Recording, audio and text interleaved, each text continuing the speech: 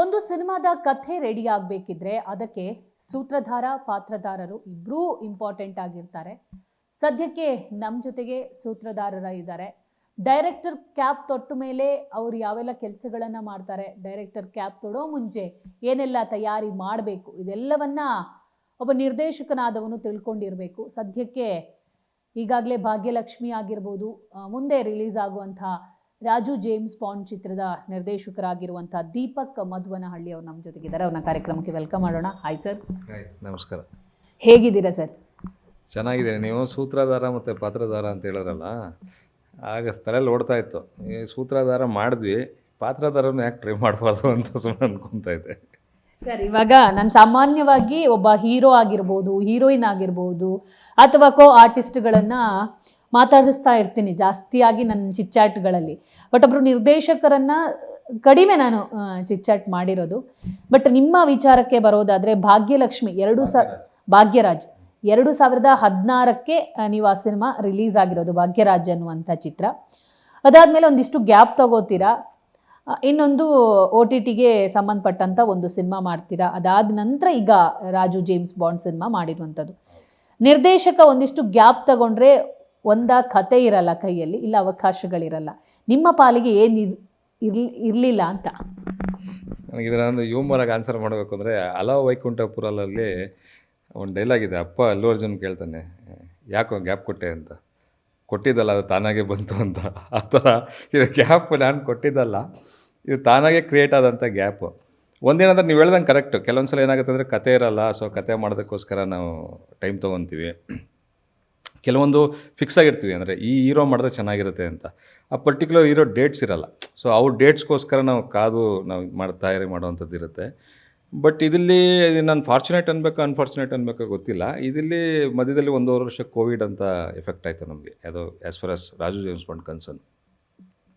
ಅದಾದಮೇಲೆ ನಮ್ಮದೇ ಆದಂಥ ಒಂದು ಇಂಟರ್ನಲ್ ಇಶ್ಯೂಸು, ಅದು ಟೆಕ್ನಿಕಲ್ ಪ್ರಾಬ್ಲಮ್ಸು ಅವೆಲ್ಲ ಇರುತ್ತಲ್ಲ. ಪ್ರತಿಯೊಂದು ಹೆಂಗಂದ್ರೆ ಪ್ರತಿಯೊಂದು ಸಂಸಾರದಲ್ಲೂ ಜಗಳ ಅನ್ನೋದು ಇದ್ದೇ ಇರುತ್ತೆ, ಮಿಸ್ಅಂಡರ್ಸ್ಟ್ಯಾಂಡಿಂಗ್ ಅಂತ ಇದ್ದೇ ಇರುತ್ತೆ. ಆಮೇಲೆ ಅದರದ್ದೇ ತೂಗಿಸ್ಕೊಂಡು ಹೋಗೋದು ಅಂತ ಇರುತ್ತೆ. So same with our thing also.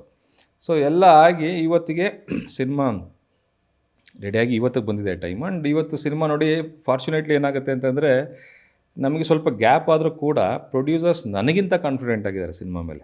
ಅಂದರೆ ಸಿನಿಮಾ ನೋಡಿ ಅಷ್ಟು ಅವರು ನಕ್ಕು ಇವತ್ತಿಗೂ ನಗು ಬರೆಸ್ತಾ ಇದೆ ನಮಗೆ ಸೀನ್ಗಳು. ಸೊ ಹಾಗಾಗಿ they are more confident than me. So ಈಗ ನಂದು ಇನ್ನೊಂದು ಸಿನಿಮಾ ಅನ್ಲಾಕ್ ರಾಘವ ಅಂತ ಮಾಡಿದೆ ರಾಜು ಜೇಮ್ಸ್ ಬಾಂಡ್ ಆದಮೇಲೆ. ಸೊ ಈಗ ಅದೊಂಥರ ಅದೇ ಏನೋ ದೈವ ಇಚ್ಛೆ ನಾವು ಮೋಸ್ಟ್ಲಿ 2 ಸಿನಿಮಾ ಒಟ್ಟಿಗೆ ರಿಲೀಸ್ ಆಗಬೇಕು ಅಂತ. ಹೆಚ್ಚು ಕಮ್ಮಿ 1 ವೀಕ್ ಆ ಕಡೆ ಈ ಕಡೆ 2 ಸಿನಿಮಾ ಒಟ್ಟಿಗೆ ರಿಲೀಸ್ ಆಗೋ ಥರದಲ್ಲಿ ಬರ್ತಾ ಇದೆ 2025. ಸರ್, ಸಿನಿಮಾದ ಬಗ್ಗೆ ಮತ್ತೆ ಮಾತಾಡೋಣ. ನಿಮ್ಮ ಒಂದು ಕೆರಿಯರ್ ಬಗ್ಗೆ ಮಾತಾಡ್ತಾ ಹೋಗೋಣ. ನಿರ್ದೇಶಕ ಅನ್ನುವಂಥ ಪಟ್ಟ ಗಿಟ್ಟಿಸ್ಕೊಳ್ಳೋದು ಅಷ್ಟು ಈಸಿ ಅಲ್ಲ, ಅದಕ್ಕೆ ಕಷ್ಟಪಡಬೇಕು. ನಿಮ್ಮ ಜೀವನಕ್ಕೆ ನಿರ್ದೇಶಕ ಪಟ್ಟ ಕೈ ಹಿಡಿತಾ ಇದೆಯಾ ಅಥವಾ ಕೈ ಹಿಡ್ದಿಲ್ವಾ? ಇನ್ನೂ ಸ್ಟೇಬಲ್ ಇದ್ದೀರಾ ಇಲ್ವಾ, ಹೇಗೆ ಅಂತ? ಒಂದು it's A very good question. Actually ಏನಾಗುತ್ತೆ ಅಂದರೆ, ನಾನು ನಮ್ಮ ಫ್ರೆಂಡ್ ಒಬ್ಬರನ್ನ ಕೇಳ್ತಾರೆ. ಅವ್ರು ದೇರ್ ಇಂಟು ಹೋಟೆಲ್ ಬಿಸ್ನೆಸ್ಸು. ಅವರೊಂದು 15 ಇಯರ್ಸಿಂದ ಹೋಟೆಲ್ ಇದರಲ್ಲಿದ್ದಾರೆ. ಅವ್ರನ್ನ ಕೇಳ್ತಾ ಇದ್ದೆ, ಹೇಗೆ ಸರ್ ನೀವು 15 ಇಯರ್ಸಿಂದ ಹೋಟ್ಲಲ್ಲಿ ಇದ್ದೀರಲ್ಲ ಹಾಗೆ ಅಂತ. ಅಯ್ಯೋ ಸುಮಾರು ಸಲ ಸಾಕು ಅನಿಸ್ಬಿಟ್ಟಿದೆ ನನಗೆ ಇಂಡಸ್ಟ್ರಿ, ಬೇರೆ ಯಾವ್ದಾದ್ರು ಇಂಡಸ್ಟ್ರಿ ಚೇಂಜ್ ಮಾಡೋಣ ಅಂತ ಅಂದ್ಕೊತೀನಿ. ಬಟ್ ಈ ಹೋಟೆಲ್ ಯಾಕೋ ಬಿಡ್ತಾ ಇಲ್ಲ ನನ್ನ ಹೋಟೆಲ್ ಸೆಕ್ಟರು, ಮತ್ತೆ ಅದೇ ಹೋಟೆಲ್ ಸೆಕ್ಟ್ರಲ್ಲೇ ಇದಾಗ್ತಿದ್ದೀನಿ ಅಂತ. ನಾನು ಅವ್ರಿಗೆ ಅದೇ ಹೇಳ್ತಾ ಇದ್ದೆ. ಇವತ್ತು ಬೆಳಗ್ಗೆ ಆಗಿದ್ದು ಕಾನ್ವರ್ಸೇಷನ್ನು. ಸಿನಿಮಾ ಕೂಡ ಹಾಗೆ. ಅಂದರೆ ನಿಮಗೆ ವರ್ಕ್ ಆಗುತ್ತೋ ವರ್ಕ್ ಆಗಲಿಲ್ವೋ ಆ ಫ್ರಸ್ಟ್ರೇಷನ್ ಬರೋದು ಸಹಜ. ಅಂದರೆ ಏನೋ ವರ್ಕ್ ಆಗ್ತಿಲ್ಲ, ಬೇರೆ ಏನೋ ನೋಡೋಣ ಅಂತ ಅನಿಸುತ್ತೆ. ಬಟ್ ಆ ಒಳಗಡೆ ಇರೋ ಪ್ಯಾಷನ್ ಬಿಡಲ್ಲ, ಮತ್ತು ಅದು ಇಲ್ಲ ಬಾ ನೀನು ಮಾಡು ಅನ್ನೋದೇ ಇದು ಮಾಡುತ್ತೆ. ಬಟ್ ಲಕ್ಕಿಲಿ ಏನಂದರೆ, ಈಗ ನನಗೆ ಅದೇ 97 ಉಪ್ಪಿ ಸರ್ದು ಎ ಸಿನಿಮಾ ನೋಡಿದಾಗ ನಾನು ಒಬ್ಬ ಡೈರೆಕ್ಟರ್ ಆಗಬೇಕು ಅಂತೇಳಿ, ಅದೇ ನನ್ನ ಬ್ಯಾಚಲ್ಲಿ ಎಲ್ಲರಿಗೂ ಉಪ್ಪಿ ಸರ್ ಎ ಸಿನಿಮಾನೇ ಗೇಟ್ ಓಪನ್ ಮಾಡಿದ್ದು. ನಾನು ಅವಾಗ 9th ಸ್ಟ್ಯಾಂಡರ್ಡು. ಅದಾಗಿ ಆಮೇಲೆ ನಾನು ಸೆಕೆಂಡ್ PUC ಇದ್ದಾಗ ಉಪ್ಪಿ ಸರ್ದು ಉಪೇಂದ್ರ ಸಿನಿಮಾ ರಿಲೀಸ್ ಆಗಿತ್ತು. ಆವಾಗ ನಾನು ನಮ್ಮ ಕಾಲೇಜಲ್ಲಿ ನೋಡ್ಬೇಕಾದ್ರೆ ಉಪ್ಪಿ ಸರ್ ಜೊತೆನೇ ಕೆಲಸ ಮಾಡಬೇಕು ಅಂತ. ಅದು ಪ್ಯೂರ್ ಇನ್ನೋಸೆನ್ಸ್ ಥಾಟ್ ಅವಾಗ 18 ವರ್ಷ. ನಮಗೇನು ಗೊತ್ತಿಲ್ಲ ಅವಾಗ, ಅಂದರೆ ಇಂಟರ್ನೆಟ್ ಇಲ್ಲ, ಎಂಥದ್ದು ಇಲ್ಲ. ಬೆಂಗಳೂರಲ್ಲಿ ಒಂದು ಗಾಂಧಿನಗರ ಅಂತ ಇರುತ್ತೆ ಅನ್ನೋದು ಗೊತ್ತಿಲ್ಲ, ಯಾಕಂದರೆ ಸಣ್ಣ ಹಳ್ಳಿಯಿಂದ ಬಂದವರು.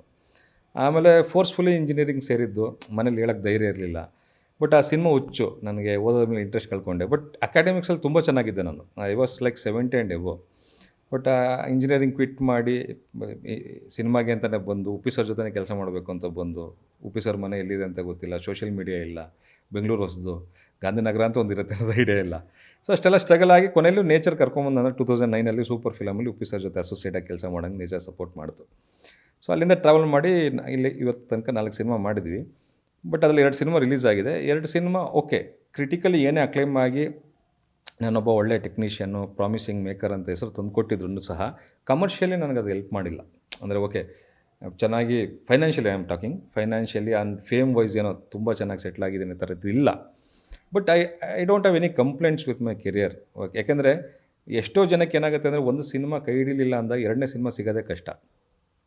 ಅಂಥದ್ರಲ್ಲಿ ನನಗೆ 2 ಸಿನಿಮಾ ಕಮರ್ಷಿಯಲಿ ಕೈ ಹಿಡಿಲಿಲ್ಲ ಅಂದರೂ ನಾನು 4 ಸಿನಿಮಾ ಮಾಡೋಂಗೆ ದೇವರು ನನಗೆ ವರ ಕೊಟ್ಟಿದ್ದಾರೆ. ಆ್ಯಂಡ್ ಇನ್ನೊಂದು ಸಿನಿಮಾ ಸ್ವಲ್ಪ ಗ್ಯಾಪ್ ಡಿಲೇ ಆದ್ರೂ 4ನೇ ಸಿನಿಮಾ ನನಗೆ ಇದಾಗಿದೆ. ಆ್ಯಂಡ್ 4 ಸಿನಿಮಾದ ಪ್ರೊಡ್ಯೂಸರ್ಸು ಇನ್ನೊಂದು ಸಿನಿಮಾ ನನ್ನ ಜೊತೆ ಮಾಡಬೇಕು ಅನ್ನೋ ಒಂದು ಇಂಟ್ರೆಸ್ಟಲ್ಲಿದ್ದಾರೆ. ಯಾಕಂದರೆ ಅವ್ರ ಜೊತೆ ಆ ರ್ಯಾಪು ಇವತ್ತಿಗೂ ಇಟ್ಕೊಂಡಿದ್ದೀನಿ. ಯಾಕಂದರೆ ಪರ್ಸ್ನಲಿ ನನ್ನ ಕೆಲಸ ನೋಡಿದಾರಲ್ಲ. ಹಂಗಾಗಿ ನನ್ನ ಪೇರೆಂಟ್ಸ್ ಮಾಡಿರೋ ಒಳ್ಳೆ ಕೆಲಸ, ಆಮೇಲೆ ನಮ್ಮ ಪ್ಯಾಷನ್ನು, ಸೊ ಹೋಗ್ತಾಯಿದೆ. ಸರ್ ಹತ್ತತ್ರ 10 ವರ್ಷ ನೀವು ಇಂಡಸ್ಟ್ರಿಗೆ ನಾನು ಅಸಿಸ್ಟೆಂಟ್ ಆಗಿದ್ದ 17 ಇಯರ್ಸ್ ಆಯಿತು. ಅದೇ 17 ವರ್ಷ ಆಯಿತು ನೀವು ಗಾಂಧಿನಗರವನ್ನು ಕಣ್ತುಂಬಿಕೊಂಡು. ಸೊ ಯಾವತ್ತಾದರೂ ಅನಿಸಿದ್ಯಾ ಸಾಕಪ್ಪ ಇದು ಅಂತ? ಫ್ಯಾಷನ್ ಇರಬಹುದು, ಸಾಕಪ್ಪ ನನಗೆ ಬೇರೆ ಏನಾದರೂ ಜಾಬ್ ಹುಡ್ಕೋಣ, ಯಾಕೋ ಕೈ ಹಿಡಿತಾ ಇಲ್ಲ, ಅಂದರೆ ನಾನೇನೋ ಮಾಡೋಕ್ಕೆ ಹೊರಡ್ತೀನಿ ಅದು ಆಗ್ತಾ ಇಲ್ಲ ಅಂತ ನಿಮ್ಗೆ ಯಾವತ್ತಾದರೂ ಅನಿಸಿದ್ಯಾ? ಡೆಫಿನೆಟ್ಲಿ ಅನಿಸಿದೆ. ಅನಿಸಿಲ್ಲ ಅನ್ನೋದೆಲ್ಲ ಕ್ಲೀಶೆ ಆಗಿಬಿಡುತ್ತೆ. ಬ್ಯಾಚುಲರ್ ಆಗಿದ್ದಾಗ ಅನಿಸಿರ್ಲಿಲ್ಲ, ಮದುವೆ ಆದಮೇಲೆ ಸುಮಾರು ಸಲ ಅನಿಸಿದೆ. ಅಂದರೆ ಇಲ್ಲ ಇದು ಬೇರೆ ಏನಾದ್ರು ನೋಡ್ಬೋದಾಗಿತ್ತನೋ. ಯಾಕೆಂದರೆ ಓಕೆ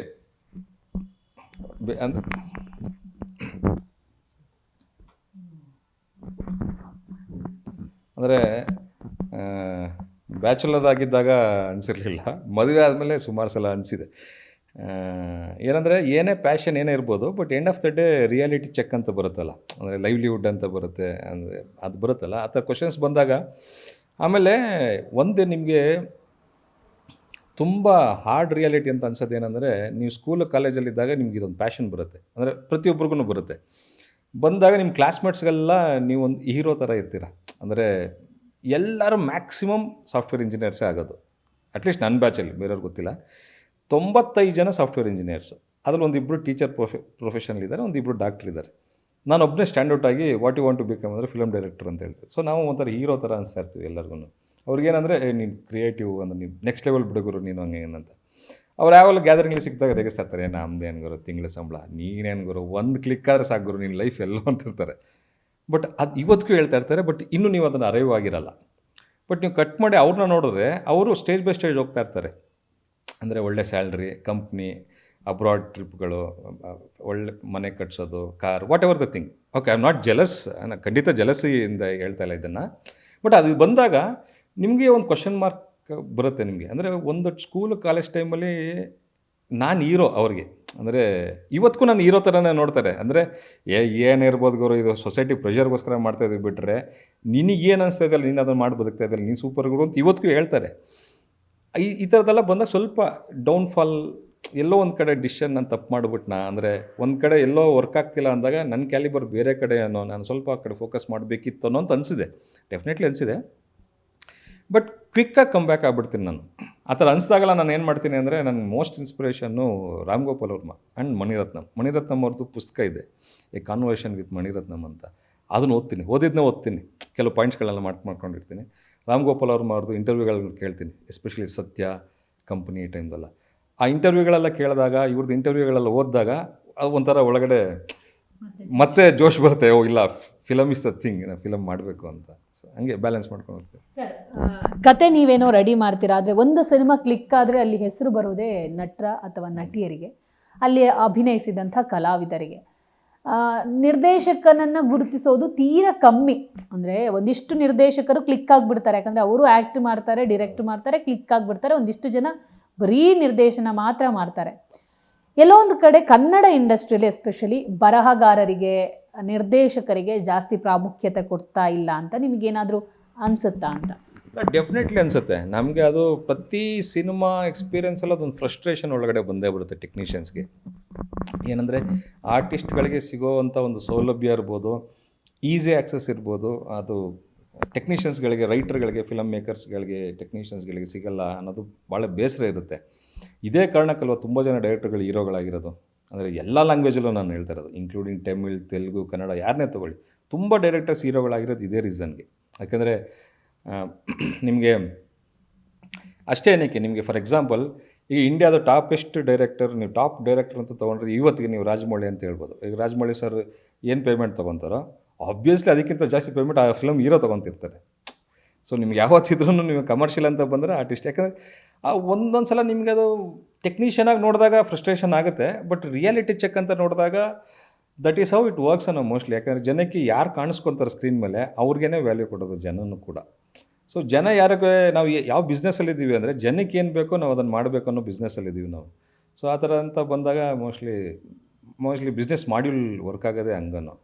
ಒಂದು ಕಾಲ ಇತ್ತು ಸರ್, ಒಂದು 80s 90s ಟೈಮಲ್ಲಿ ಅಥವಾ 80s 70s 80s ಟೈಮಲ್ಲಿ ಸಾಮಾನ್ಯವಾಗಿ ಕಲಾವಿದರು ಅಥವಾ ಸ್ಟಾರ್ ನಟರು ನಿರ್ದೇಶಕರನ್ನು ಗೌರವಿಸೋದಾಗಿರ್ಬೋದು, ನೋಡೋ ರೀತಿನೇ ಬೇರೆ ಥರ ಇರ್ತಾ ಇತ್ತು. ಬಟ್ ಅದು ಇತ್ತೀಚಿನ ಒಂದು ಸಿನಿಮಾ ರಂಗದಲ್ಲಿ ಕಾಣ್ತಾ ಇಲ್ಲ. ಯಾಕಂದರೆ ಏನಿದ್ರೂ ಹೀರೋನೇ ಇಂಪಾರ್ಟೆಂಟು ಅನ್ನೋ ಮಟ್ಟಕ್ಕೆ ಬಂದಿದೆ ಒಂದು ಕನ್ನಡ ಚಿತ್ರರಂಗ ಅಂತ ಅನ್ಬಹುದಾ ಹೇಗೆ?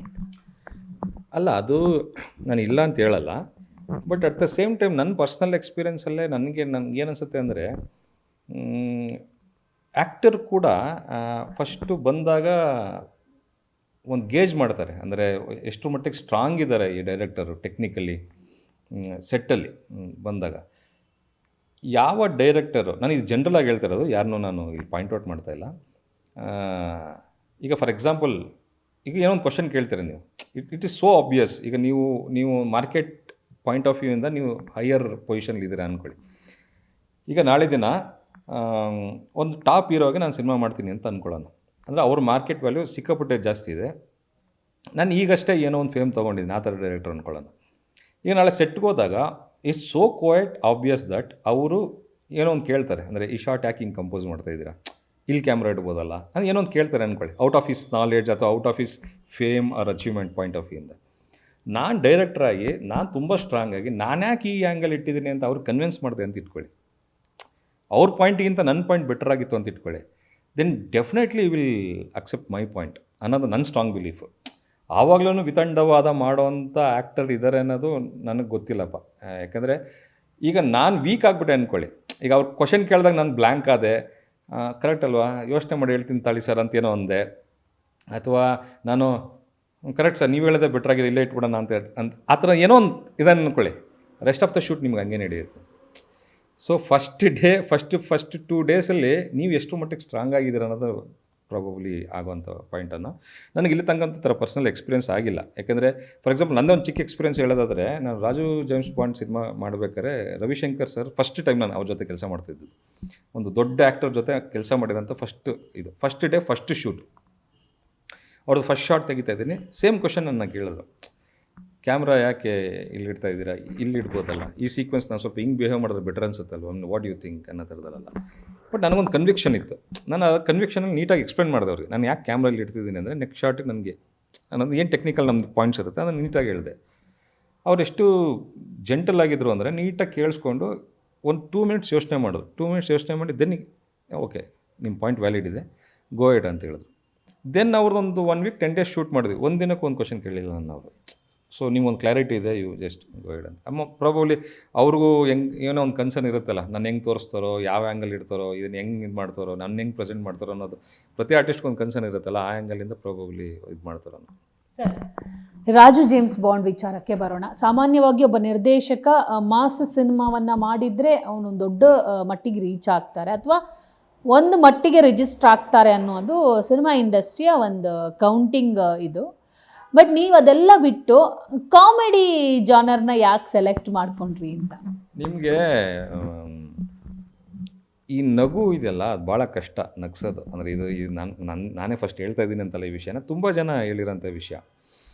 ಈಗ ನಿಮಗೆ ಅಳ್ಸೋದು easy, crime easy, but laugh ಭಾಳ ಕಷ್ಟ. ಆಮೇಲೆ ನಾನು ಬೇಸಿಕಲಿ ಭಾಳ ಲೈಟ್ ಹಾರ್ಟೆಡ್ ಪರ್ಸನ್. ನಾನು ಚಿಕ್ಕ ವಯಸ್ಸಿಂದನೂ ಈ ತಲಾಟೆ ಅಂತಲೇ ಮನೇಲಿ, ಅಂದರೆ ಈ ತಲಾಟೆ ಮಾಡ್ಕೊಂಡಿರೋ ಮೂರೊತ್ತು ಅಂತ. ಅಂದರೆ ನನ್ನ ಜೊತೆ ನನ್ನ ಸ್ಕೂಲ್ ಫ್ರೆಂಡ್ಸ್ ಆಗಲಿ ಏನಾಗಲಿ, they like my company even today. ಏನಂದರೆ ಅವರು ಏನೋ ಒಂದು ಲೈಟ್ ಮೂಮೆಂಟಲ್ಲಿ ಇಟ್ಕೊಂಡಿರ್ತೀನಿ ನನ್ನ ಸರೌಂಡಿಂಗ್ನ, ನಗ್ತಾ ಇರಬೇಕು ಅನ್ನೋದು ನನ್ನ ಪಾಯಿಂಟು. ನನ್ನ ಸಿನಿಮಾದಲ್ಲಿ ಅದು ನ್ಯಾಚುರಲ್ ಆಗಿ ಹಂಗೆ ಬರುತ್ತೆ. ಅಂದರೆ ನನ್ನ ಪರ್ಸ್ನಲ್ ಲೆವೆಲಲ್ಲಿ ನನ್ನ ಕ್ಯಾರೆಕ್ಟರ್ ಅದಾಗಿರೋದ್ರಿಂದ ಅದು ನನ್ನ ರೈಟಿಂಗಲ್ಲಿ ರಿಫ್ಲೆಕ್ಟ್ ಆಗುತ್ತೆ. ಅಂದರೆ ಅಲ್ಲೊಂದು ಏನೋ ಸೀರಿಯಸ್ ಸಿಚುಯೇಷನಲ್ಲೂ ಒಂದು ಅಂಡರ್ ಕರೆಂಟಲ್ಲಿ ಏನೋ ಒಂದು ಕಾಮಿಡಿ ಇರಬೇಕು ಅನ್ನೋದು ನನ್ನ ಉದ್ದೇಶ. ಹಂಗಾಗಿ ಒಂದು ಕಮರ್ಷಿಯಲ್ ಸಿನಿಮಾನು ನಗ್ನಗ್ತಾ ಯಾಕೆ ಹೇಳೋಕ್ಕಾಗಲ್ಲ ನಮ್ಮ ಕೈಯಲ್ಲಿ ಅನ್ನೋದೊಂದು ಪಾಯಿಂಟು. ನಿಮ್ಗೆ ಅದು ನನ್ನ ಎರಡೂ ಸಿನಿಮಾದಲ್ಲಿ ನೀವು ಅದನ್ನು ಅನುಭವಿಸ್ಬೋದು. ನೀವು ಆ್ಯಕ್ಚುಲಿ ಎಸ್ಪೆಷಲಿ ಒಂದು ಸೀರಿಯಸ್ ಸಿಚುಯೇಷನ್ ಇರುತ್ತೆ, ಬಟ್ ಒಂದು ಸಣ್ಣ ಲಾಫ್ಟರ್ ಇರುತ್ತೆ ಅಲ್ಲೂ. ಸರ್, ಅದಾದ ನಂತರ ಈಗ ಅನ್ಲಾಕ್ ರಾಘವ ಅನ್ನೋ cinema back to back February ಏನೋ ನಿಮಗೆ ಲಕ್ಕಿ ಅನಿಸುತ್ತೆ, ಒಟ್ಟೊಟ್ಟಿಗೆ 2 ಸಿನಿಮಾ ಬರ್ತಾ ಇದೆ. ಅನ್ಲಾಕ್ ರಾಘವ ಅನ್ನೋ ಕಾನ್ಸೆಪ್ಟ್ ಯಾಕೆ ಅಂತ? ಅನ್ಲಾಕ್ ಅಂದ್ರೇ ಲಾಕ್ ಇರೋದನ್ನು ಅನ್ಲಾಕ್ ಮಾಡೋದು. ಸೊ ಅಂಥ ಕತೆ ಒಂದು ಕ್ಯೂರಿಯಸ್ ಇದೆ, ಅದು ಸಖತ್ತು. ಆ ಕತೆ ಯಾವ ಥರ ಚಾಯ್ಸ್? ಒಂದು ಫುಲ್ ನಗು ಇದೆ, ಅನ್ಲಾಕ್ ರಾಘವ ಸ್ವಲ್ಪ ಲವ್ ಸ್ಟೋರಿ ಅನಿಸುತ್ತೆ. ಸೊ ಇದ್ರ ಬಗ್ಗೆ ಹೇಳೋದಾದರೆ, ಅನ್ಲಾಕ್ ರಾಘವ ಬಂದು ನಮ್ಮ ರಾಮಾರಾಮ ಡೈರೆಕ್ಟರ್ ಇದ್ದಾರಲ್ಲ, ಡಿ ಸತ್ಯಪ್ರಕಾಶ್, ಅವ್ರದ್ದು ಕತೆ. ನಾನು ಅವರು ತುಂಬ ಹಳೆಯ ಸ್ನೇಹಿತರು. ಅಂದರೆ ಒಂದು 2009 ಪರಿಚಯ. ನಾನು ಅವಾಗ ಉಪ್ಪಿ ಸರ್ ಸೂಪರ್ ಮಾಡ್ತಾಯಿದ್ದೆ, ಅವರು ನಾಗಭರಣ ಸರ್ ಹತ್ರ ನಮ್ಮ ಯಜಮಾನ್ರು ಮಾಡ್ತಾಯಿದ್ರು. ಆವಾಗಿಂದನೂ ನಾವಿಬ್ಬರು ಪರಿಚಯ, ಆಮೇಲೆ ರೂಮ್ಮೇಟ್ಸ್ ಆಗಿದ್ವಿ. ನಾವು ರೂಮ್ಮೇಟ್ ಆಗಿದ್ದ ಇನ್ನೇನು ಡೈಲಿ ಸಿನಿಮಾ ಡಿಸ್ಕಷನ್ ಬಿಟ್ಟರೆ ಬೇರೆ ಡಿಸ್ಕಷನ್ನೇ ಇಲ್ಲ. ಆ ಟೈಮಲ್ಲಿ ಬಂದಂಥ ಒಂದು ಥಾಟ್ ಇದು. ಈ ಥಾಟ್ ಮೇಲೆ ನಾವು 2012 ವರ್ಕ್ ಮಾಡಿ ಅದು ಹಂಗೆ ಬಿಟ್ಟಿದ್ವಿ. ಆಮೇಲೆ ರಾಜು ಜೇಮ್ಸ್ ಬಾಂಡ್ ಆದಮೇಲೆ ನೆಕ್ಸ್ಟ್ ಏನೋ ಅಂತ ಹಿಂಗೆ ಮಾತಾಡ್ತಾ ಇರ್ಬೇಕಾದ್ರೆ ಇದೇ ಥರ ಮಂಜುನಾಥ್ ಸರ್ ಜೊತೆ ಇವರು ಮ್ಯಾನ್ ಆಫ್ ದಿ ಮ್ಯಾಚ್ ಅಂತ ಒಂದು ಸಿನಿಮಾ ಮಾಡಿದ್ರು. ಯಾರು, ನಮ್ಮ ಸತ್ಯ PRK ಪ್ರೊಡಕ್ಷನ್ಸ್ ಅಸೋಸಿಯೇಷನಲ್ಲಿ. ಅಲ್ಲಿ ಮಂಜುನಾಥ್ ಸರ್ ಅಂತ ಒಬ್ಬರು ಅವರು ಪಾರ್ಟ್ನರ್ ಆಗಿದ್ದರು. ಅವರ ಮಗನ ಒಂದು ಸಿನಿಮಾ ಮಾಡಬೇಕು ಅಂತ, ಮಿಲಿಂದ್ ಅವ್ರ ಮಗನಿಗೆ ಒಂದು ಸಿನಿಮಾ ಮಾಡಬೇಕು ಅಂತ ಬಂತು. ಆಗ ಮ್ಯಾನ್ ಆಫ್ ದಿ ಮ್ಯಾಚ್ದು ಸೆಕೆಂಡ್ ಸ್ಕೆಡ್ಯೂಲ ಅಥವಾ ಆಗ್ತಾನೆ ಶೂಟ್ ಮುಗಿದು ಎಡಿಟ್ ಪ್ರೊಸೆಸ್ಸಲ್ಲೇನೋ ಇತ್ತು. ಹಂಗಾಗಿ ಸರಿ ಆ ಸಿನಿಮಾನ ದೀಪಕ್ ಮಾಡೋದು ಅಂತ ಆಯ್ತು, ನಾನು ಮಾಡೋದು ಅಂತ ಆಯಿತು. ಅವಾಗ ಯಾವ ಸಬ್ಜೆಕ್ಟ್ ಮಾಡೋದು ಅಂತ ಬಂದಾಗ ನಾನು ಸತ್ಯ ಹಿಂಗೆ ಕೂತ್ಕೊಂಡು ಮಾತಾಡ್ತಿದ್ದಾಗ ಈ ಥಾಟ್ ಸ್ಟ್ರೈಕ್ ಆಯ್ತು ಇಬ್ರಿಗೂ. 2012 ಒಂದು ಸಬ್ಜೆಕ್ಟ್ ಮಾಡಿದ್ವಲ್ಲ, ಲಾಕ್, ಒಬ್ಬ ಯಾವುದೇ ಥರ ಲಾಕ್ನ ಅನ್ಲಾಕ್ ಮಾಡೋಂಥ ಟ್ಯಾಲೆಂಟ್ ಇರೋನು, ಅದನ್ನು ಮಾಡಿದ್ರೆ ಹೊಸ ಹುಡುಗಂಗೆ ಒಂದು ಹೊಸ ಥರ ಕ್ಯಾರೆಕ್ಟರೇಷನ್ ಥರ ಇರುತ್ತೆ ಅಂತೇಳಿ ಅದನ್ನು ತೊಗೊಂಡು ಇವತ್ತಿನ ದಿನಕ್ಕೆ ಅದನ್ನು ಸ್ಕ್ರೀನ್ ಪ್ಲೇ ಹೇಗೆ ಮಾಡಬೇಕು ಅನ್ನೋದು ಟೋಟಲ್ ಸ್ಕ್ರೀನ್ ಪ್ಲೇನ ರಿಫ್ರೆಶ್ ಮಾಡಿ ಅದನ್ನು ನಾನು ಸತ್ಯ ಇಬ್ಬರು ಇದು ಪಾರ್ಟ್ನರ್ ಇನ್ ಕ್ರೈಮ್ ಅಂತಾರಲ್ಲ, ಅದರ ಪಾರ್ಟ್ನರ್ ಇನ್ ಹ್ಯೂಮರ್ ಅನ್ನೋ ಥರ ಹೇಳ್ಬೋದು ನಾನು ಸತ್ಯ. ಸೊ ಅದಕ್ಕೆ ಹಂಗಾಗಿ ಫುಲ್ ಹ್ಯೂಮರಸ್ ಆಗಿ ಇದೊಂದು ನೀವು ಹೇಳ್ದಂಗೆ ಒಂದು ಹೊಸ ಥರ ಒಂದು ಕ್ಯಾರೆಕ್ಟರ್, ಒಂದು ಯಾವುದೇ ಥರ ಕೀನು ಅನ್ಲಾಕ್ ಮಾಡೋಂಥ ಒಬ್ಬ ಕ್ಯಾರೆಕ್ಟ್ರು, ಆ ಕ್ಯಾರೆಕ್ಟ್ರು ಸಿಚುವೇಷನ್ ವೈಸ್ ಲಾಕ್ ಆದಾಗ ಹೇಗೆ ಅನ್ಲಾಕ್ ಮಾಡ್ಕೊಂಡು ಆಚೆ ಬರ್ತಾನೆ ಅನ್ನೋ ಪಾಯಿಂಟ್ ಸುತ್ತ ನಡೆಯುವಂಥ ಒಂದು ಈವೆಂಟ್ಸ್ಗಳನ್ನ ಡೆವಲಪ್ ಮಾಡಿಕೊಂಡು ಮಾಡಿದ್ವಿ. ಸರ್, ಈಗ ಸಿನಿಮಾದ ವಿಚಾರ ಎರಡು ಬಿಟ್ಟು ನಿಮ್ಮ ಜೀವನದ ವಿಚಾರಕ್ಕೆ ಬರೋದಾದರೆ, ಎಷ್ಟು ಕತೆ ಮಾಡಿದ್ದೀರಾ, ಎಷ್ಟು ಕತೆನ ಕಸದ ಬುಟ್ಟಿಗೆ ಹಾಕಿದ್ದೀರಾ? ಒಳ್ಳೆ ಕ್ವಶನ್ ಇದು. ಏನಂದರೆ ಈ ಸಿನಿಮಾದವ್ರಿಗೆ ಒಂದು ಚಾಳಿ ಇರುತ್ತೆ. ಅಂದರೆ ಇದನ್ನು ನಾನು ಗುಡ್ ಸೆನ್ಸಲ್ಲಿ ಹೇಳ್ತಾ ಇದ್ದೀನಿ, ರಾಂಗ್ ಸೆನ್ಸಲ್ಲ. ಅದು ಹೆಂಗೆ ಅಂದರೆ, ನಾವು ಒಂದು ಮದುವೆ ಮನೆಗೆ ಹೋದ್ರೂ ಕತೆ ಹುಡುಕ್ತಾ ಇರ್ತೀವಿ, ಒಂದು ಸಾವು ಮನೆಗೆ ಹೋದ್ರೂ ಕತೆ ಹುಡುಕ್ತಾ ಇರ್ತೀವಿ. ಅಂದರೆ ಅದು ಬೇಕು ಅಂತ ಹುಡುಕೋದಲ್ಲ, ಅದು ನ್ಯಾಚುರಲ್ಲಾಗಿ ಬಂದುಬಿಡುತ್ತೆ. ಅದು ಒಂದು 24/7 ಒಂಥರ ಬ್ರೈನಲ್ಲಿ ಸೆಲ್ಸ್ ಹಿಂಗೆ ಹೊಡೆದಾಡ್ತಾ ಇರುತ್ತೆ. ಈಗ ಸುತ್ತ ಅಬ್ಸರ್ವ್ ಮಾಡ್ತಾ ಇರ್ತೀವಿ, ಓಕೆ ಇವರೇನು ವಿಚಿತ್ರವಾಗಿ ಹೇಳ್ತಾ ಇದ್ದಾರಲ್ಲ, ಇವರೇನು ಬೇರೆ ಥರ ಬಿಹೇವ್ ಮಾಡ್ತಾ ಇದ್ದಾರಲ್ಲ, ಇದೇನು ವಿಚಿತ್ರವಾಗಿ ನಗ್ತಾ ಇದ್ದಾರಲ್ಲ, ಇದನ್ನು ನನ್ನ ಸಿನಿಮಾದಲ್ಲಿ ಒಂದು ಕ್ಯಾರೆಕ್ಟರ್ ಮಾಡಿದ ಒಂದು ಹೊಸ ಥರ ಕ್ಯಾರೆಕ್ಟರೇಷನ್ ಅನ್ಸ್ಕೊಳುತ್ತಲ್ಲ. ಸೊ ಇದು ಓಡ್ತಾನೆ ಇರುತ್ತೆ. ನನಗೆ ಅಂತಾರೆ ಪ್ರತಿ ಡೈರೆಕ್ಟ್ರಿಗೂ ವರ್ಕ್ ಆಗೋದು ಹಂಗೇನೆ. ಅದಕ್ಕೆ ನಾನು ನನ್ನ ಫ್ರೆಂಡ್ಸ್ಗೆಲ್ಲ ಹೇಳ್ತಾ ಇರ್ತೀನಿ, ನನ್ನ ಜೊತೆ ಮಾತಾಡ್ಬೇಕಾದ್ರೆ ಹುಷಾರಾಗಿ ಮಾತಾಡಿ. ಯಾಕೆಂದರೆ ಯಾವುದನ್ನು ನಾನು ಗ್ರ್ಯಾಬ್ ಮಾಡ್ಕೊಂಡು ಯಾವ ಸಿನಿಮಾದಲ್ಲಿ ಯುಟಿಲೈಸ್ ಮಾಡ್ಕೊತೀನೋ ಗೊತ್ತಿಲ್ಲ. ಯಾಕಂದರೆ ಅದು ಇಂಟೆನ್ಷನ್ಲಿ ಆಗೋಂಥದ್ದಲ್ಲ, ಸಬ್ಕಾನ್ಷಿಯಸಲ್ಲಿ ಸ್ಟೋರೇಜ್ ಆಗಿರುತ್ತೆ. ಅದು ಯಾವತ್ತೋ ಒಂದಿನ ಕತೆ ಮಾಡ್ಬೇಕಾದ್ರೆ ನಾವು ಆ ಸೀಕ್ವೆನ್ಸು ಈ ಕತೆಗೆ ಮ್ಯಾಚ್ ಆಗಂಗಿದ್ರೆ ನ್ಯಾಚುರಲಾಗಿ ಬಂದುಬಿಡುತ್ತೆ. ನಮ್ಗೆ ಫ್ಲ್ಯಾಶ್ ಆಗಲ್ಲ, ಇದೆಲ್ಲ ಓದಿದ್ನ ಕೇಳಿದ್ನ ಅನ್ನೋದೇ ಫ್ಲ್ಯಾಶ್ ಆಗಲ್ಲ, ಬಂದ್ಬಿಡುತ್ತೆ. ಸೊ ಆ ಥರ ಸುಮಾರು ಡಸ್ಟ್ಬಿನ್ಗೆ ಹೋಗಿದೆ. ಅಂದರೆ ಡಸ್ಟ್ಬಿನ್ಗೆ ಹೋಗಿರೋದೇ ಜಾಸ್ತಿ ಏನಪ್ಪ, ಮೋಸ್ಟ್ಲಿ ತುಂಬಿದೆ. ಅದನ್ನು ಆವಾಗವಾಗ ಪಿಕ್ ಮಾಡ್ತೀವಿ ಮತ್ತೆ ಡಸ್ಟ್ಬಿನ್ನಿಂದ ತಗೊಂಡು, ಇದು ಮತ್ತೆ ನಾನು ಇದನ್ನು ಯೂಸ್ ಮಾಡ್ಬೋದಾ, ರೀಯೂಸ್ ಮಾಡ್ಬೋದಾ ಅಂತ. ಆ ಥರದ್ದು ಈಗಲೂ ಇದೆ. ಒಂದು 4-5 ಸಬ್ಜೆಕ್ಟ್ ಇದೆ. ಅಂದರೆ ವಿತ್ ಡೈಲಾಗ್ ವರ್ಷನ್ ಬೌಂಡೆಡ್ ಸ್ಕ್ರಿಪ್ಟೇ ರೆಡಿ ಇದೆ. ನೀವು ಎಸ್ ಅಂತಂದರೆ ನೆಕ್ಸ್ಟ್ ಮಂತಿಂದನೇ ಶೂಟಿಂಗ್ ಹೋಗ್ಬೋದು. ಅದರ ಕಥೆಗಳಿಗೇನು ಬೇಜಾನ್ ಮಾಡಿಟ್ಟಿದ್ದೀವಿ.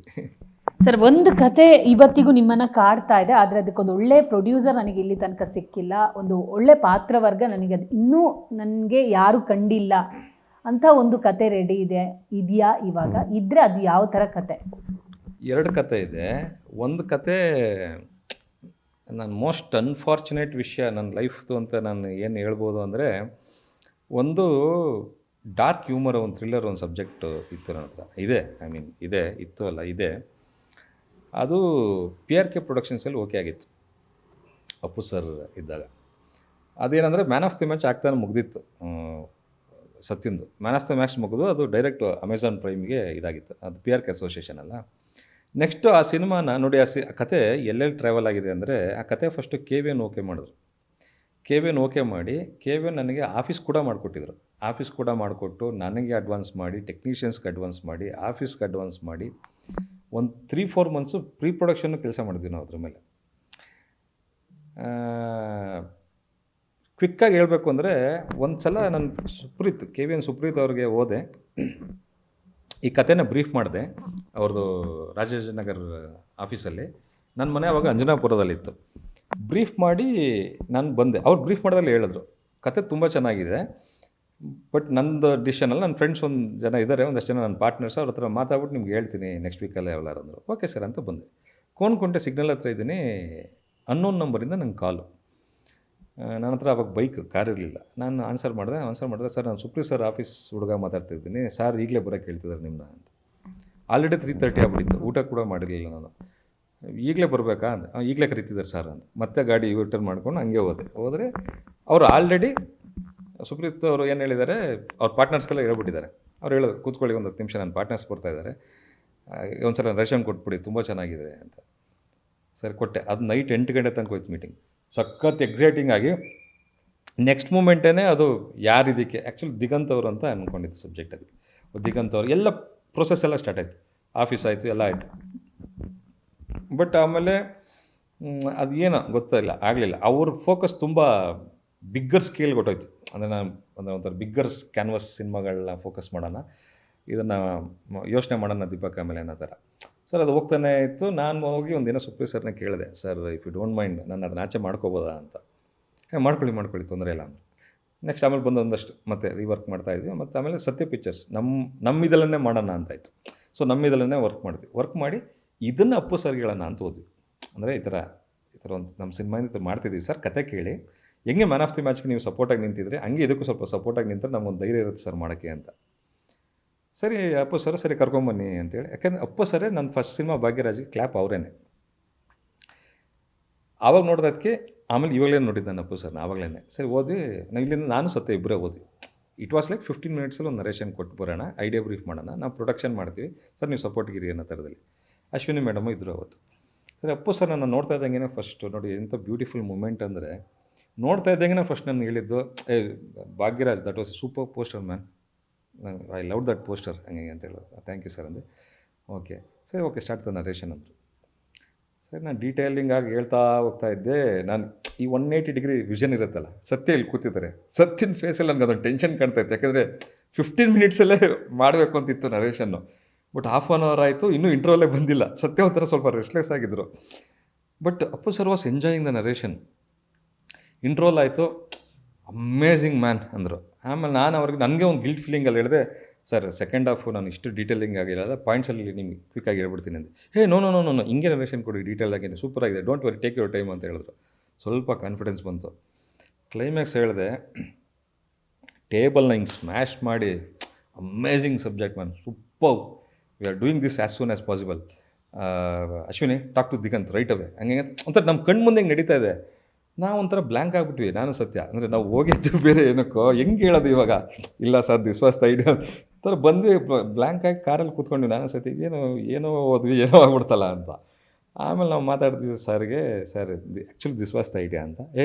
No we are doing in PRKಲ್ಲಿ ಮಾಡೋಣ, ತುಂಬ ಚೆನ್ನಾಗಿದೆ ಸಬ್ಜೆಕ್ಟು ಹಂಗೆ ಅಂತ. ಸರಿ ಅಂತ ಆಯಿತು. ಆಮೇಲೆ ಸರಿ ಸರ್ ಆಗಿರೋ ಒಂದು ಕೆಲಸ ಮಾಡೋಣ ಸರ್, ನಾವು ಕೊಲಾಬ್ರೇಷನ್ ಆಗ್ತೀವಿ, ಕೊಲಾಬ್ರೇಷನ್ಲೇ ಮಾಡೋಣ. ಓಕೆ ಅಂತ ಒಪ್ಕೊಂಡ್ರು. ದಿಗಂತ್ ಅವ್ರು ಆಯಿತು, ಅಚ್ಯುತ್ ಸರ್ ಒಂದು ಕ್ಯಾರೆಕ್ಟರ್ ಆಯಿತು. ಆಮೇಲೆ ನಮ್ಮ ಇವರು ರೇಬಾಜ್ ಜಾನ್, ಇದು ಯಾವುದೋ ಮಾಡಿದ್ರಲ್ಲ ಧನಂಜಯ್ ಅವ್ರದ್ದು, ರೇಬಾಜ್ ಜಾನ್ ಮಾಡಿದ್ರು, ಇದಕ್ಕೆ KRG ಪ್ರೊಡಕ್ಷನ್ ಒಂದು ಸಿನಿಮಾ ಮಾಡಿದರು, ಮಾಡ್ತಾಯಿತ್ತು. ಸಾರಿ ತಳಿದು ಹೇಳಿಲ್ಲ ಅಂತ ತಪ್ಪಾಗ್ಬಿಡೋದು. ಯೂಸ್ ಮಾಡಿದ್ರಲ್ಲ ಅದು, ಅಲ್ಲಲ್ಲ ನಮ್ಮ ಎಕ್ಕ ಡೈರೆಕ್ಟ್ರು ಮಾಡೋದಲ್ಲ, ರತ್ನನ್ ಪ್ರಪಂಚ. ನಮ್ಮ ರತ್ನನ್ ಪ್ರಪಂಚ ಹೀರೋಯಿನ್ನು ಅವರು ರೇಬಾಜಾನ್ ಅಂತ ಫಿಕ್ಸ್ ಆಯಿತು, ಎಲ್ಲ ಆಯಿತು ಪ್ರೊಸೆಸ್ಸು. ನಾವು ಲೊಕೇಶನ್ನು ನೋಡೋಕ್ಕೆ ಸ್ಟಾರ್ಟ್ ಮಾಡಿ ನವಂಬರ್ 22 ಉಪ್ಪಸೂರು ಮನೇಲಿ ಪೂಜೆ, December 5 shoot. This was the plan. So totally excitement. ನನ್ನ ಹೆಂಡತಿ ಇಂಡಿಯನ್ ಇಂಟರ್ನ್ಯಾಷನಲ್ ಬಾಸ್ಕೆಟ್ಬಾಲ್ ಪ್ಲೇಯರು. ಇದನ್ನೆಲ್ಲ ಕೇಳಿದಾಗ ಉಪ್ಪಸೂರು ತುಂಬ ಎಕ್ಸೈಟೆಡ್ ಆಗಿದೆ, ಯಾಕಂದರೆ ಅವ್ರಿಗೆಲ್ಲ ಸಖತ್ ಇಷ್ಟ ಆಯಿತು ಅಚೀವ್ಮೆಂಟು, ಇಂಡಿಯನ್ ಪ್ಲೇಯರ್ ಅಂತಲ್ಲ. ಸೊ ನಾನು ನನ್ನ ಹೆಂಡ್ತಿನ ಈಕ್ವಲಿ ಎಕ್ಸೈಟೆಡ್ ಆಗಿದ್ವಿ. ಅಕ್ಟೋಬರ್ 29 ನಾನು ನನ್ನ ಕ್ಯಾಮ್ರಾಮನ್ ಲೊಕೇಶನ್ ನೋಡ್ತಾಯಿದ್ವಿ. ಅದಕ್ಕೊಂದು ಅಪಾರ್ಟ್ಮೆಂಟ್ ಬೇಕಿತ್ತು. ಅಪಾರ್ಟ್ಮೆಂಟ್ ನೋಡ್ತಾಯಿದ್ವಿ. ಹೋದರೆ ನನಗೆ ನ್ಯೂಸ್ ಅಲ್ಲಿ ಗೊತ್ತಾಗಿತ್ತು. ಅಪಾರ್ಟ್ಮೆಂಟ್ ಅವ್ರು ಯಾರು ಪ್ರೊಡ್ಯೂಸರ್ ಅಂದಾಗ ಈ ಥರ ಅಪ್ಪು ಸರ್ ಅಂತ ಹೇಳಿದಾಗ, ಏನು ಸರ್ ಆರಾಮ, ಏನೋ ಹಾರ್ಟ್ ಅಟ್ಯಾಕ್ ಅಂತ ಬರ್ತಾಯಿದೆ ಅಂತ ನಂಗೆ ಆವಾಗ ಗೊತ್ತಾಯಿತು. Then unfortunately we lost him. So ಆ ಥರ ಅದು ಮತ್ತೆ ಸಬ್ಜೆಕ್ಟ್ ಅದೆಲ್ಲ ಆಗಲಿಲ್ಲ. ಮತ್ತು ಅದನ್ನು ತಮಿಳಲ್ಲಿ ಟ್ರೈ ಮಾಡಿದೆ.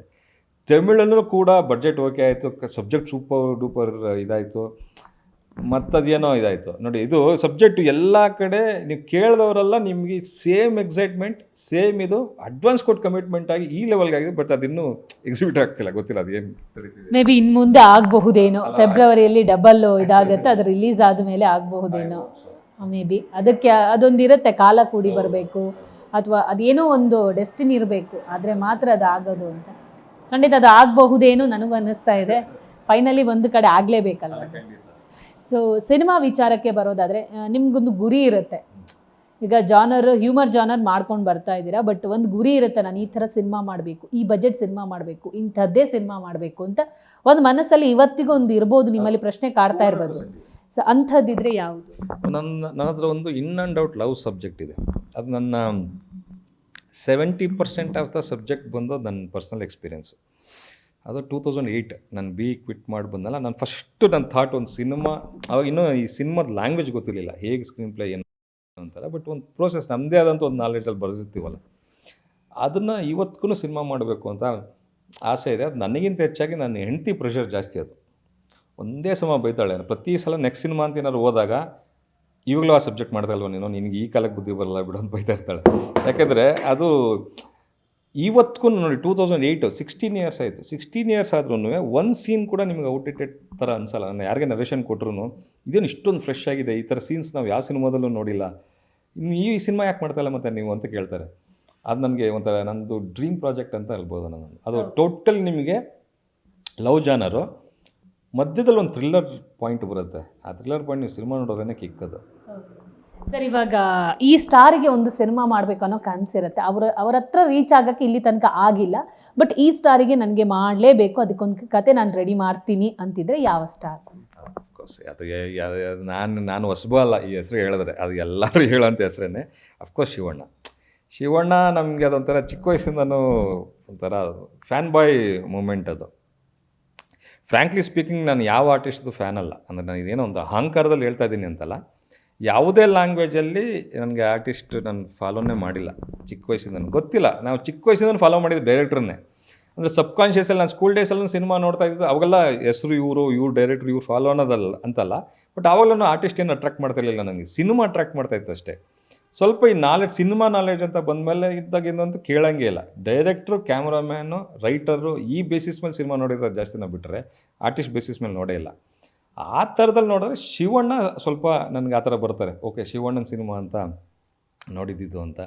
ನಾವು ನಮ್ಮ ತಂದೆ ಪೊಲೀಸಲ್ಲಿ ತಲಕಾಡಲ್ಲಿದ್ದರು. ಆವಾಗ ತಲಕಾಡಲ್ಲಿ ಆದಿತ್ಯ ಫಿಲಮ್ ಶೂಟಿಂಗ್ ನಡೀತಾಯಿತ್ತು ಶಿವಣ್ಣಂದು. ಆವಾಗ ಶಾರ್ಟ್ ಬ್ರೇಕಲ್ಲಿ ಶಿವಣ್ಣ ಕೂತಿದ್ದು. ನಾನು ಅವಾಗ 5th ಸ್ಟ್ಯಾಂಡರ್ಡು 6th ಸ್ಟ್ಯಾಂಡರ್ಡು. ನಾನು ನಮ್ಮ ತಾಯಿ ಹೋಗಿದ್ವಿ ಶೂಟ್ ನೋಡೋಕ್ಕೆ. ಆಗಷ್ಟೇ ಓಮ್ ರಿಲೀಸ್ ಆಗಿತ್ತು. ಓಮ್ ರಿಲೀಸ್ ಆಗಿ ಅವಾಗ ಭಯಂಕರ ಸುದ್ದಿ. ಶಿವಣ್ಣ ಶಾರ್ಟ್ ಬ್ರೇಕಲ್ಲಿ ಎಲ್ಲರೂ ಕೇಳ್ತಾಯಿದ್ರು, ಓಮ್ ನೋಡಿದ್ರೆ ಹೇಗನ್ನಿಸ್ತು ಅಂತ. ಆಮೇಲೆ ನಮ್ಮ ತಾಯಿ ಆಟೋಗ್ರಾಫ್, ಅವಾಗೆಲ್ಲ ಆಟೋಗ್ರಾಫ್ ಅಲ್ಲ. ಸೊ ಆವಾಗ ಅಲ್ಲೇ ಒಂದು ಪೇಪರ್ ಇತ್ತು, ಒಂದು ಪೇಪರ್ಲ್ಲಿ ಹೋಗಿ ಶಿವಣ್ಣ ಹತ್ರ ಆಟೋಗ್ರಾಫ್ ಹಾಕ್ಸ್ಕೊಂಡು, ನನ್ನ ಫೇವ್ರೆಟ್ ಸಬ್ಜೆಕ್ಟು ಮ್ಯಾಥಮೆಟಿಕ್ಸು. ಆ ಮ್ಯಾಥಮೆಟಿಕ್ಸ್ ಬುಕ್ಕಿಗೆ ಬಂದು ಸ್ಟ್ಯಾಪ್ಲ್ ಮಾಡಿ ಇಟ್ಕೊಂಡಿದ್ದೆ ಆಟೋಗ್ರಾಫ್ನ. ಸುಮಾರು ವರ್ಷ ಇಟ್ಕೊಂಡಿದ್ದೆ. ಬಟ್ ಆಮೇಲೆ ಅದೆಲ್ಲ ಕಳೆದೋಯ್ತು. ಶಿವಣ್ಣಂಗೆ ಅದನ್ನು ಮಾಡಬೇಕು ಅಂತ ಆಸೆ ಇದೆ. ಶಿವಣ್ಣಗೆ ಅದೊಂದು ಸಬ್ಜೆಕ್ಟು ಕೂಡ ಇದೆ ನನ್ನ ಹತ್ರ. ಅಂದರೆ ಒಂದು ಬೇರೆ ಥರ ತೋರಿಸ್ಬೇಕು ಶಿವಣ್ಣನ. ಯಾಕೆ ಅಂದರೆ ಶಿವಣ್ಣನ ವಿಚಾರಕ್ಕೆ ಬರೋದಾದರೆ, ಈಗ ಗೀತಾ ಪಿಕ್ಚರ್ಸ್ ಬ್ಯಾನರ್ ಅಡಿಯಲ್ಲಿ ಸಾಕಷ್ಟು ಸಿನಿಮಾಗಳು ರೆಡಿ ಆಗ್ತಾ ಇದೆ. 4ನೇ ಸಿನಿಮಾ ಆಗಿದೆ. ಸೊ 3ನೇ ಸಿನಿಮಾ ಆಗಿದೆ, ಇನ್ನು ಧೀರೇನ್ಗೆ ಒಂದು 4ನೇ ಸಿನಿಮಾ ರೆಡಿ ಆಗ್ತಾ ಇದೆ.